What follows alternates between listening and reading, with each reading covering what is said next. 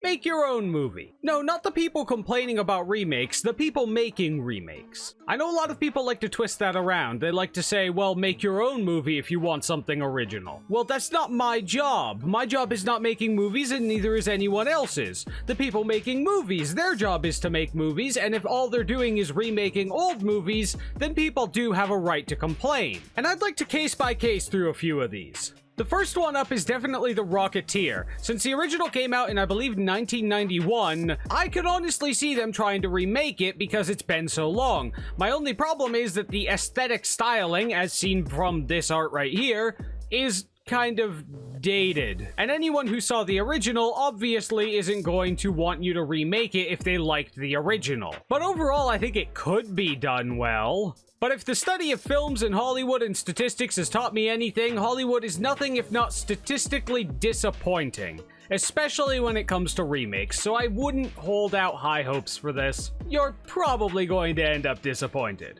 Now here's one that I really find interesting. Apparently, The Fresh Prince is getting a drama reboot. That's right, a sitcom is being rebooted as a drama. We will have to accept that the time of sitcoms is all but over. Sitcoms are not all that popular right now, and you will not get big audiences from it. But they're banking on nostalgia, which doesn't make any sense because you can't fucking replace Will Smith. I ain't need him then, and I don't need him now. Will. Nah, you know what, Uncle Phil? I'm gonna get through college without him. I'm gonna get a great job without him. I'm gonna marry me a beautiful honey, and I'm gonna have me a whole bunch of kids. I'm gonna be a better father than he ever was. And I sure as hell don't need him for that, because ain't a damn thing he could ever teach me about how to love my kids.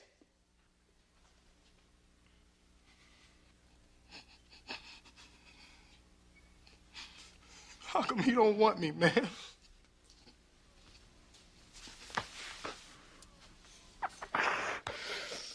That kind of acting in a sitcom is just something you could not bring back. But rather importantly, the success of The Fresh Prince was very much due to its time and when it was released. Call me pessimistic, but I really don't think this could be handled well.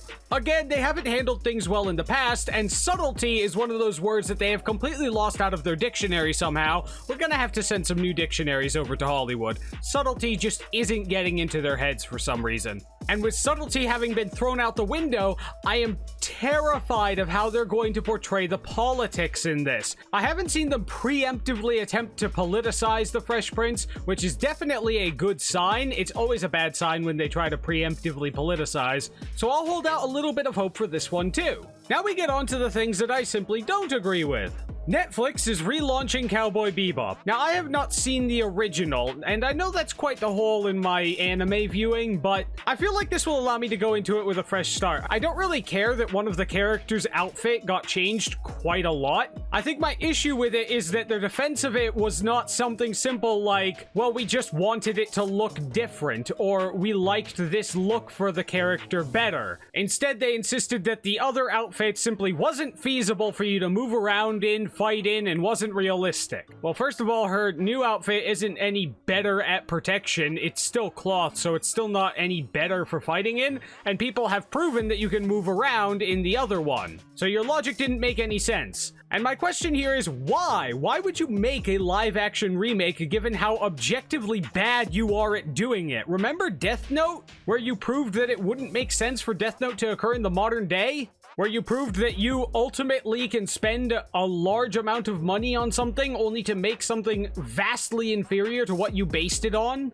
And I'm not even a huge Death Note fan, it's just that you didn't do it well. And they're surprised when people have misgivings about this show right out the gate. I don't care about her costume, I care about you being systematically shit at adapting things into live action. I think it's going to be a hot mess, and they've already turned to politicizing it early, which is a terrible red flag. They are already claiming politics high ground, which means any criticism of the show will be instantly thrown under, you just didn't like politics X, Y, or Z. which is the dumbest argument. Debate what they actually say, not what you have strawmanned their argument into. Seriously, this book should be required reading in schools nowadays. The idea of preemptively politicizing your argument and insisting that haters are going to hate it already because of political reasons is a big red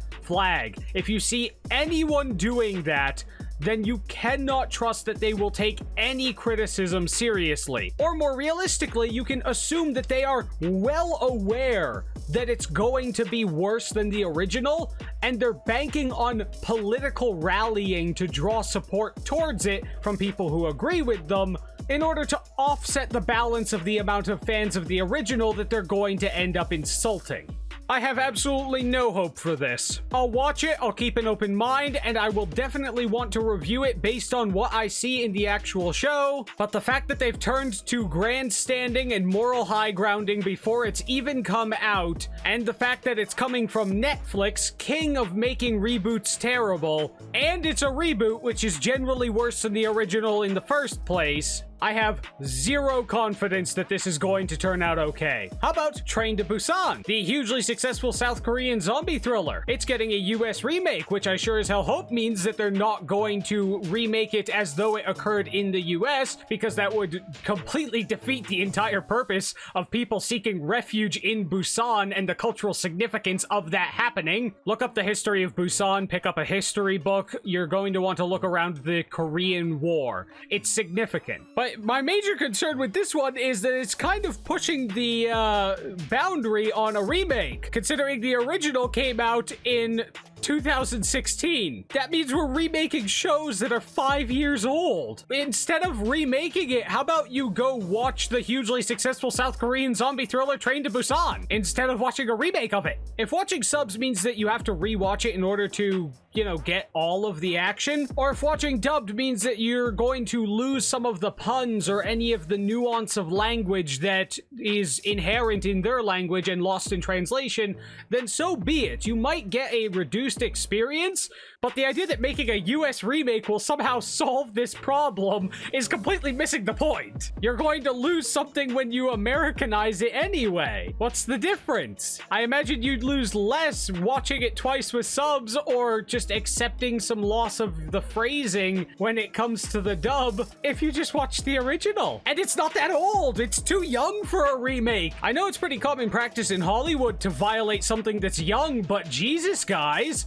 5 is a little extreme, don't you think? And on the other culture shtick, and back to the anime shtick that I was on with Cowboy Bebop before, but for some reason went to Busan after. I should have ordered this better. I really need to write my scripts better. We have One Piece, which is the single dumbest Americanization remake live action I've ever heard of. First of all, it's gonna look terrible. There's no way for you to take the kind of attitude in the animation from One Piece, along with the entire feeling of the series that is dependent on that animation style, and have it look anywhere near as good and work as well in live action. You are going to single-handedly destroy every part of it that the people who like the show actually like. And let's not even go into the fact that you're literally remaking something that isn't even done. They haven't even finished the version of this story that people like, and you're already remaking it to violate the original. You are asking for inconsistencies this way. And just in case you thought that we were going to have some level of hope for a Netflix adaptation of an anime, allow me to direct your attention to this. They are already politicizing the argument for One Piece, which means, much like the all-female Ghostbusters, it's probably gonna be shit. But you can't say that, because if you say that, they're going to accuse you of being against the politics, rather than actually addressing the massive, glaring, horrible flaws in their show, movie, or whatever. And to break from the whole, we're doing another remake thing, welcome to The Matrix 4. I'm sorry, I had to have misread that. Yo, what the fuck is this? Yeah, no, apparently that wasn't a mistake. The Matrix 4, because they had a whole lot of wiggle room to go with in that story. Continuations upon remakes upon adaptations. It's ridiculous. Everyone in Hollywood is afraid to make their own story. Why? Because it's hard. It's hard to build a fandom, and I get that. It is hard. But the reason that Japanese animation and manga is overtaking the geekdom industries here in America is because none of you are making anything new. I could go out to the store and read the exact same Spider-Man telling a million times in a million different versions of the comic book, but I'd much rather go to the bookstore, buy a copy of Count Fujiwara's Suffering, and read about a calico cat's perspective on a slice of life comedy. That seems immensely more entertaining than another remake of a story I already saw, or an adaptation or remake of a story I didn't see that's just going to end up being worse than the original. They're banking on bringing in the old fandom so they don't have to build their own. They're making safe bets for maximization of money rather than actually working towards making something new that would be a gamble as to how much it would bring back. Instead of sequeling everything to death and constantly retelling age-old, tried-and-true tested large fan base items, I would much rather see original works. And that's why I am officially retconning my 70% for Underwater, I believe I gave it 70%, up to an 80, an 85. I'll give this an actual B, because at the very least it's a new goddamn story. Yes, it could be argued that it's based on Cthulhu and the old Lovecraftian stuff, but it's a new way of telling it, and it's an original movie. Also, they're remaking Knights of the Old Republic, because it's not just movies that we can endlessly remake. And let's not forget SpongeBob, the creator of which said that he didn't see any spin-offs happening in the near future. Naturally, Nickelodeon didn't even wait for grass to grow on his grave before they decided to shit on it. Seriously, the speed at which they came out with not one but 2 different spin-off ideas for SpongeBob after his death makes me start to wonder if they didn't off the men themselves. Oh, and let's not forget the idea of an all-female reboot of a movie. What a terrible idea. How about you just use people who would actually be good in the roles instead of intentionally forcing someone into it because they happen to be a particular gender? You've come full circle around to doing the thing that we all agreed was a petty and insulting way to include someone in something. That is, doing it just to fill a quota, as a token representation. The difference is you've made the token size larger. But that's getting shockingly close to political, and I don't do politics here, so what's the last truly original movie that you actually went out to the theater and saw? Not another Marvel movie, not another sequel, not a remake, something sourced from something small. Mortal Engines. It wasn't a particularly great movie, but it was original. It was new, and the book it was based on was not a 30-year-old pre-established fandom of epic proportions owned by a giant company. So tell me that in the comments. What's the last original movie you saw or even heard of? And if you disagree with me, let me know that too. Do you see a whole bunch of original movies? Have any recommendations for me? I'd love to see them. Like, share, comment, subscribe, and follow me on Twitter. Here's my @. Or if you'd like to strawman me by claiming that I just don't like the politics in a particular movie, feel free to go down to the comments and do that. Just be sure, as always, to be entertainingly angry.